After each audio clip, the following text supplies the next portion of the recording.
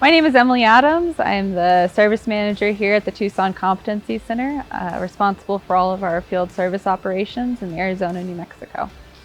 This is a world-class competency center. We spent a lot of time building this facility to the specification to meet the rebuild needs of our customers.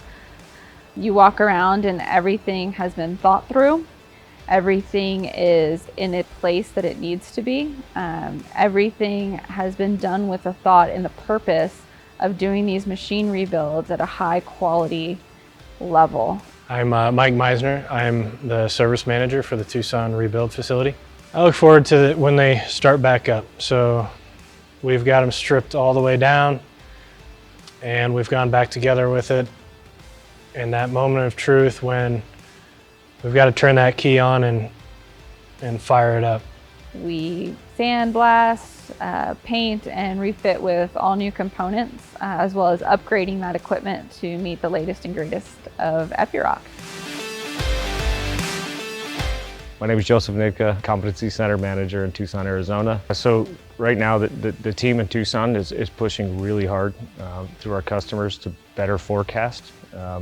Not only PCR work, which is planned component replacement, rebuilds, but also on their day-to-day jobs. We actually installed the first auto bit changer in our territory, and we did that during a planned component replacement while a machine was here in Tucson. We really want to be almost a step above what a service center is, both with our capacity to support our customers and our capacity to help the other service centers in the U.S. This isn't like a car dealership. They come through here to check on their drills. They come through here to talk to us about the future, to keep a pulse on what's going on with us and on their sites. It's about staying true to your word and really taking some empathy with the customer into mind. And I think we always want them to feel that they're taken care of. This training comes direct from the OEM, so it's not an on-site training, and we're working to train champions and trainers within our customer base to make sure that they can pass along all the information and build a competent workforce on site at that site. So we have a whole team that has operator trainers, maintenance trainers that go to the mine sites and actually do the training on site with mine technicians and customer operators, mine operators, and they all go on site, and they're there quite a bit. They're a team that travels all over the country, and beyond that. We're constantly trying to implement efficiencies and ways to make the process more streamlined and shave time off so we can get it back to the customer as soon as we can. So our turnaround on these drills is 55 days currently.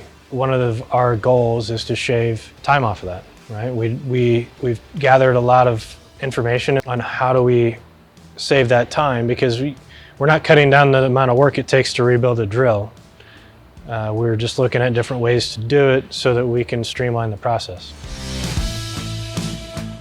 Any piece of equipment that comes in that doesn't have the most current technology, it gets upgraded when it comes here. So whether you've got a 10-year-old machine or a 3-year-old machine, it's going to come back with latest version, RCS 5, all the updates that the new machines have, we're doing while they're here on overhaul.